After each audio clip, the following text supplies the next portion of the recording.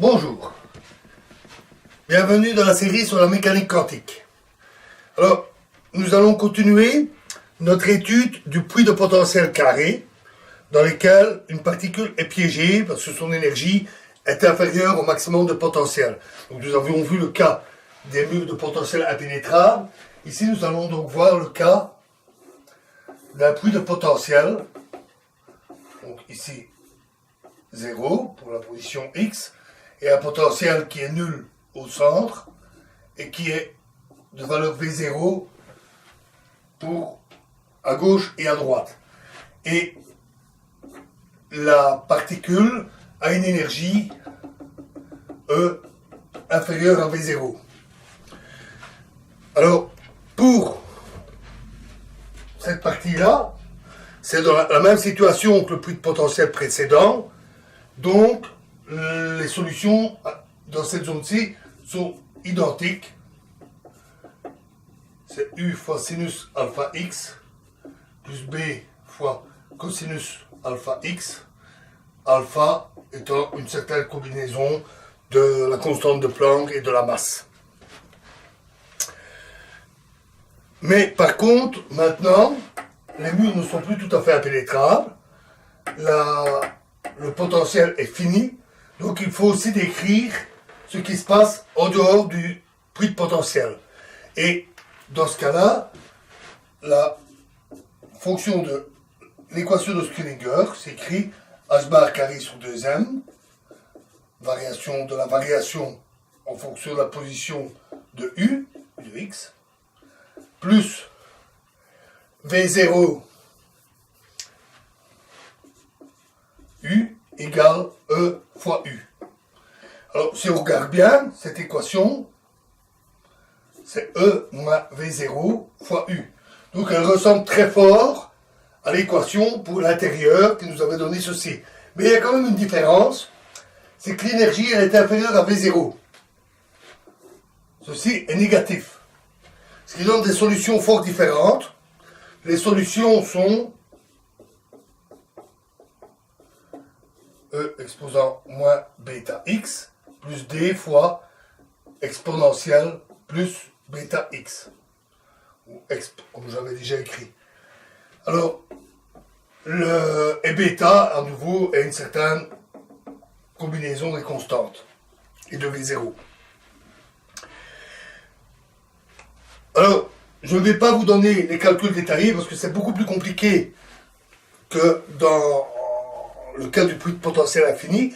Je vais juste vous donner le principe et les résultats. Alors, on a donc une certaine fonction qui s'applique ici. Et on peut voir ce qui se passe en plus ou moins l'infini.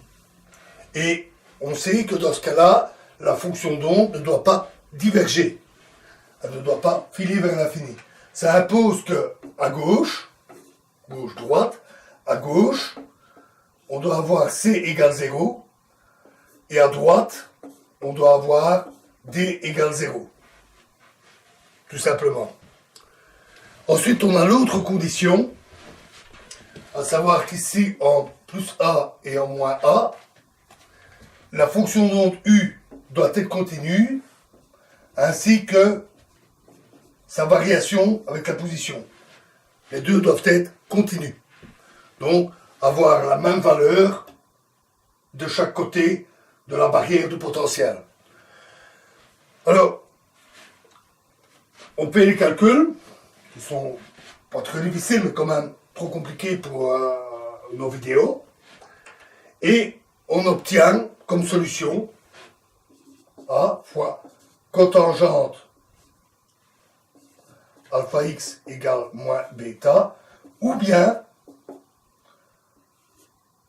A fois tangente alpha x égale bêta.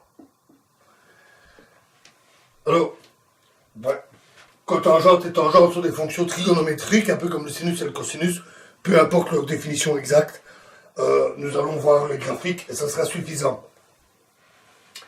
Alors, ces solutions, cette équation, alpha et bêta étant liées, en fait, parce qu'ils utilisent les mêmes constantes, et l'une ou l'autre équation ne sont pas soluble de manière analytique. On ne s'est pas donné de formule donnant la solution.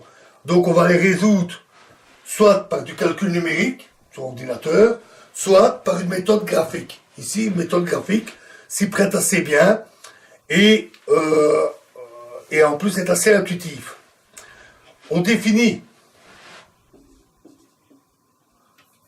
deux nouvelles variables, xi, qui est égal à alpha fois a, et eta, qui est égal à bêta fois a. Et on peut alors tracer un graphique. Ici, 1, 2, 3, 4, 5. Et de même, 1, 2, 3. On peut tracer un graphique, on peut manipuler ces équations et montrer que les solutions sont à l'intersection de deux types de courbes. D'abord, les équations, les courbes pour la cotangente, et ces équations sont de la forme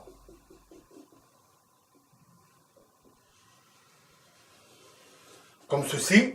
Alors, la fonction cotangente file vers l'infini avec une asymptote verticale, donc elle file à l'infini à cette valeur-là, 1,5. Et il y a une deuxième branche, également ici. L'autre équation, tangente, a une forme similaire, mais décalée.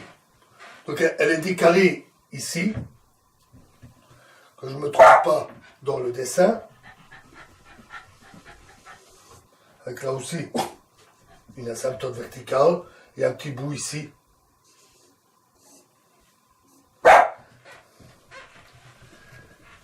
Voilà. Alors, les autres courbes, ce sont des quarts de cercle.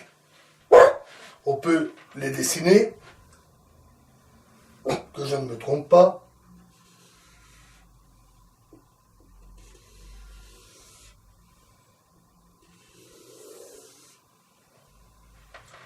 Ce sont des quarts de cercle dont la valeur dépend du potentiel V0. Ici, c'est V0 vaut h bar carré sur 2m. Ici, il vaut 4 fois cette valeur-là, h bar carré sur 2m. Et pour cette courbe-là, c'est quand il vaut 12 fois cette valeur, h bar carré sur 2m. Et les solutions sont données par les intersections, ce qui donne les valeurs de xi et de eta, ce qui permet de calculer l'énergie de l'état, par exemple. Alors, quelles sont ces solutions? Par exemple, pour un potentiel ici, on voit qu'il y a une seule solution du premier type, ici, une seule intersection. Il y a donc, pour un petit potentiel, il y a donc un seul et unique niveau d'énergie. Pour un potentiel un peu plus grand, on voit qu'il y a deux solutions. Une solution de ce type-là et une solution de ce type-là. Pour un potentiel encore plus grand, on a trois solutions et deux de ce type-là et un de ce type-là. Et donc on voit que plus le potentiel est grand, plus il y a de solutions. Il y a toujours un nombre fini de solutions, parce que c'est plafonné à V0. Si l'énergie de la particule devient trop grande, simplement elle s'échappe du puits. Et le nombre de solutions, c'est 1, puis 2, puis 3 solutions, au fur et à mesure que le potentiel V0 devient plus important. Pardon, c'est V0 fois A carré, qui est égal à ceci. Et donc, plus le potentiel V0 est grand, ou plus le puits est large, et plus il y a de solutions. Mais les solutions sont toujours discrétisées. Alors, quelle allure ont ces solutions? Mais par exemple, pour la solution ici, c'est-à-dire ce type de solution, on calcule, en calculant les différentes valeurs qui correspondent à cette solution, on calcule que la particule a une allure comme ceci. La fonction d'onde a une allure comme ceci. Donc elle est 2 bosses, puisque c'est la deuxième solution. Il y a 2 bosses pour une forme sinusoïdale. Et dans la barrière de potentiel, la fonction d'onde diminue de manière exponentielle. Donc la particule pénètre un peu la barrière et elle la pénètre d'autant plus que l'énergie est plus grande. Donc ça, c'est ce que nous avions dit. Dans le cas classique, la situation potentiel infini ou potentiel limité, du moment que l'énergie est plus faible, c'était exactement la même situation. Dans le cas quantique, c'est assez différent. Il y a une pénétration de la barrière dans le cas fini. Voilà, donc pour les solutions dans les puits de potentiel. Alors, on peut remarquer quelque chose de particulier, c'est qu'on a toujours une belle symétrie de ces solutions. Par exemple, les solutions avec une seule bosse sont de ce type-là, avec une décroissance exponentielle. On voit que pour une seule bosse, la fonction est totalement symétrique. C'est normal puisqu'on est parti d'un potentiel parfaitement symétrique. Dans le cas de 2 bosses, on a aussi une belle symétrie, mais avec une inversion, un changement de signe, un basculement. Et donc on définit une notion de parité. Alors la parité est un concept qui peut être utile parce qu'il peut simplifier les équations, la résolution des équations, parce que en sachant que le résultat est symétrique ou symétrique avec une inversion de signe, ça permet de simplifier les calculs. Et de plus, la parité a un usage très important en physique des particules que nous verrons plus tard. Alors, on dit qu'une solution est paire si U de x égale U de moins x. Donc, si en changeant le signe de x, on trouve la même valeur. C'est le cas, comme celui-ci, symétrique. Pour des valeurs opposées de x, on trouve les mêmes valeurs de la fonction d'onde. C'est le cas pair. Et dans le cas impair, on a U de x égale moins U moins x. C'est-à-dire qu'en changeant de côté, on a la même valeur, mais avec un changement de signe. Comme ici, où de part et d'autre de la valeur x égale 0, on obtient les mêmes valeurs, mais avec un signe positif d'un côté, négatif de l'autre.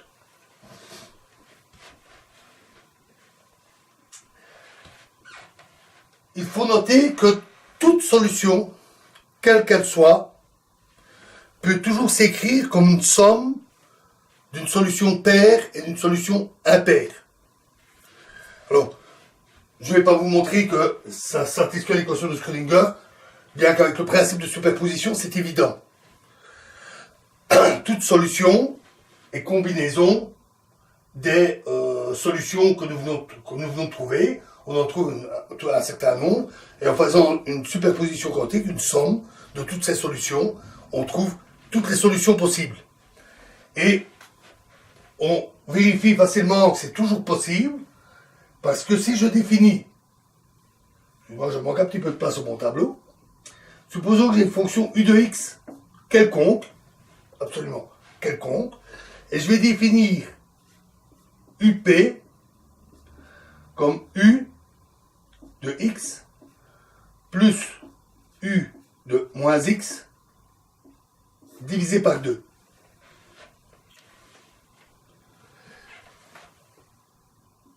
En faisant ux plus u moins x, il est assez évident que cette fonction est paire. quelle que soit la fonction u. De même, je peux définir ui égale u de x moins u moins x divisé par 2. Et là aussi, il est évident que si on change le signe de x, ça inverse le signe de ui. Donc ui est une fonction impaire, quelle que soit la fonction u. Et en faisant les sommes, la somme des deux, on vérifie très simplement, très facilement, que u c'est up plus ui. Donc le concept de parité est utile puisque toute fonction, toute solution peut s'écrire comme une somme d'une solution paire et d'une solution impaire. Et le fait de savoir qu'elle est paire ou impaire simplifie les calculs, puisqu'on ne doit calculer que la fonction donc que d'un seul côté, et ça permet parfois de simplifier fortement les calculs. Voilà, donc pour notre puits de potentiel. Alors, dans la prochaine vidéo,